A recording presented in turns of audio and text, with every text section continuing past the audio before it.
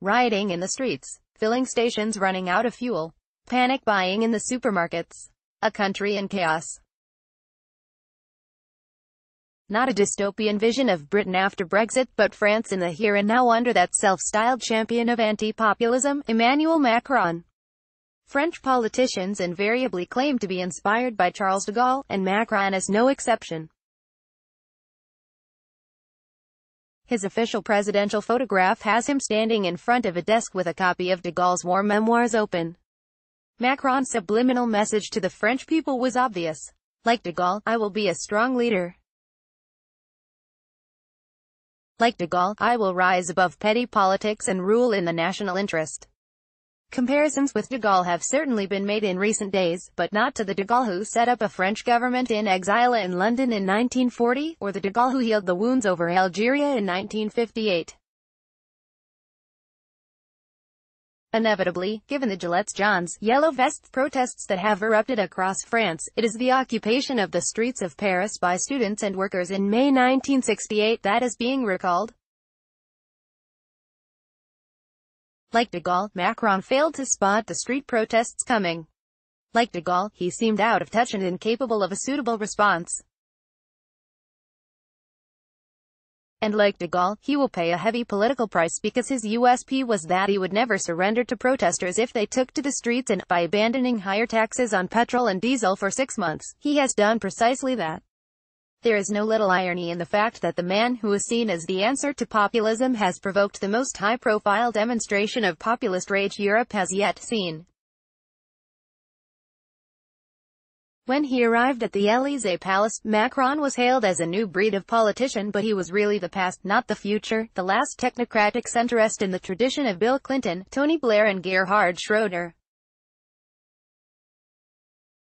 Angela Merkel's predecessor, his German chancellor, was the real role model for Macron, because it was Schroeder who pushed through tough labor market and welfare reforms in the early 2000s designed to make Europe's biggest economy more competitive.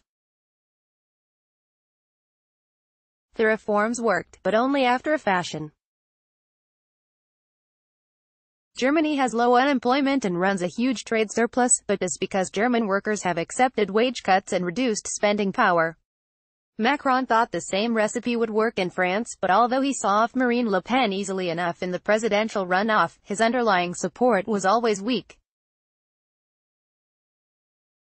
France chooses its leader in a two-stage process, a first round with multiple candidates and a second round when the two candidates with the highest number of votes go head-to-head.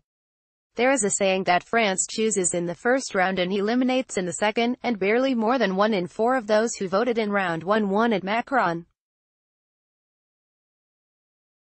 French police fire tear gas at Gilets jaunes protesters in Paris. Video nonetheless, the new president thought he had a powerful mandate for structural reform. He cut taxes for the rich, made it easier for companies to hire and fire, and took on the rail unions. It was only a matter of time before the backlash began. The French economy has struggled to keep pace with Germany's. It has only very limited powers to stimulate demand because interest rates are set by the European Central Bank, and fiscal policy, tax and public spending, is constrained by the Eurozone's budget deficit rules. France supported the idea of the euro because it imagined a common currency would dilute German power. Instead, the opposite has happened. Germany has become the dominant force in the Eurozone and in the wider EU.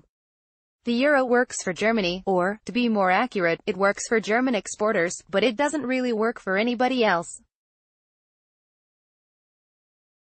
Having made a blunder of historic proportions when it joined the single currency, France has been trying to rectify the mistake ever since.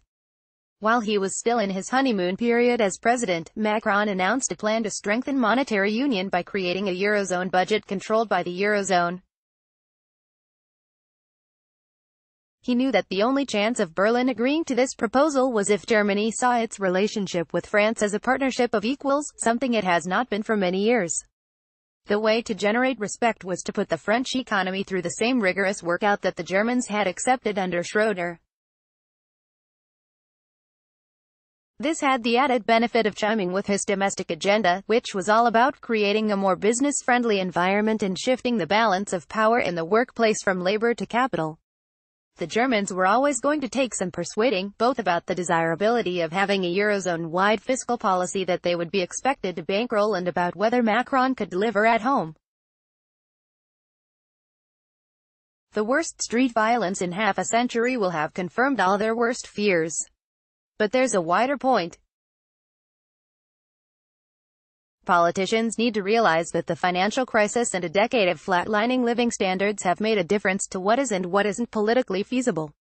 It is feasible, indeed, desirable, to use the tax system to tackle climate change, but only if the hit to living standards is fully offset by cuts in other taxes. Otherwise it is simply more of the austerity that voters everywhere are rejecting.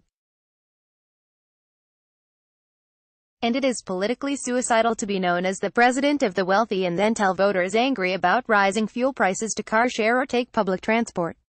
That's not de Gaulle, that's Marie Antoinette, and let them eat cake. Larry Elliott is The Guardian's economics editor.